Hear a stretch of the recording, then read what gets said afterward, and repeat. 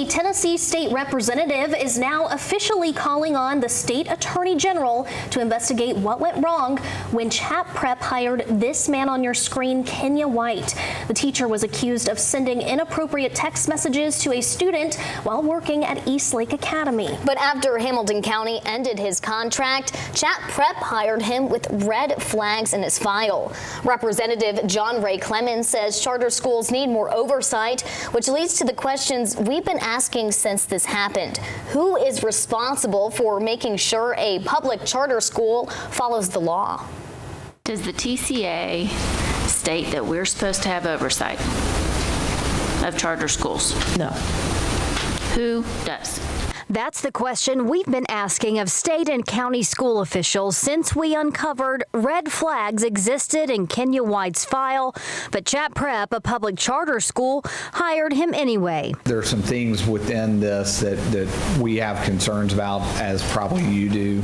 Turns out the answer is complicated. Here's how state law outlines the system. Hamilton County Schools is the authorizer of Chat Prep since they approved the charter. The Tennessee Department of Education told us, quote, school districts that authorize charter schools are responsible for ensuring the charter schools they authorize are following state law and State Board of Education rules. Why that matters here? State law says public charter schools must do a criminal and Department of Children's Services background check on prospective employees. Yeah, when you say oversight, I assume you're talking about day-to-day operations. Hiring. Yeah, operations. That's a great question. That is delegated exclusively to their managing authority. Their managing authority? At this time, I'd like to make a motion to move into the executive session part of the meeting. Chat Prep's governing board, made up of well-known business people like Jimmy Haslam and local education advocates like Edna Varner. It's not only a promise, it's a contract. The CEO of the Tennessee Charter Center says public charters are set up to have a certain amount of autonomy so they can try different curriculum and supports. But it's up to them to make sure they understand and follow the rules in place to protect your kids. We want to respect that balance, but also want to make sure that charter schools understand the very real, possibilities that exist, and making sure that they are very well educated and informed on these issues. All right, Latricia Thomas is joining us this morning in studio with more details on this story. Latricia, a lot of questions about accountability in this case. What has Chat Prep seen in terms of fallout after all of this has started to unravel? Right. Well, they have promised a investigation into their HR hiring practice, and so far these two women have been affected. Diamond Kelly is the principal. She is on suspension. We received her personnel file, and that's how we learned that. And then just yesterday, a new development in this case, Dr. Angel Ulmer here, she was the HR director. Now, we know from our reporting this week and over the past weeks, she raised a concern to the CEO and to Diamond Kelly a year ago, before this charge became a criminal charge. And she said, in Kenya White's education teaching license file, there is a hold. She said, I reached out to HR at Hamilton County where he used to work. It is an administrative, a discipline hold. She said, we need to terminate him right now. That's how strong her language was. The CEO at the time, Brad Scott, wrote back and said, let's discuss this before we terminate. He stayed on staff there for another year. Mm-hmm. We now know that Dr. Ulmer took an early retirement the same day they sent us those personnel files from Chat Prep.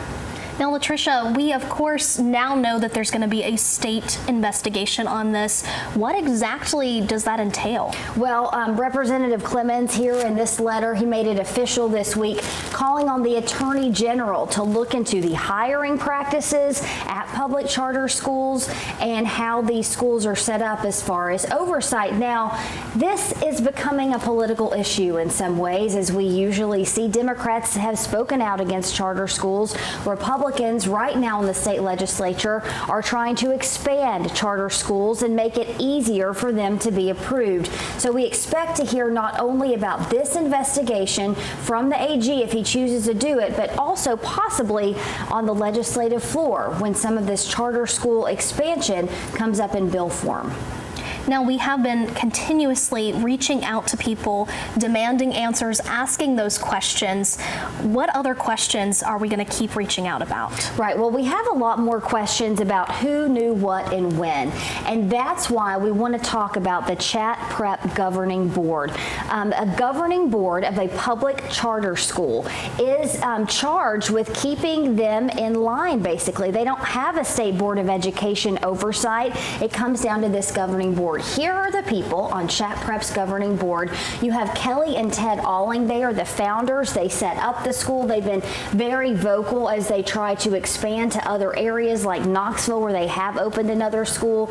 You have, as we said in the story, Edna Varner. She's a public education advocate here in Chattanooga. Another very well-known name over here, Jimmy Haslam, which we've heard a lot about in the state in the past few years.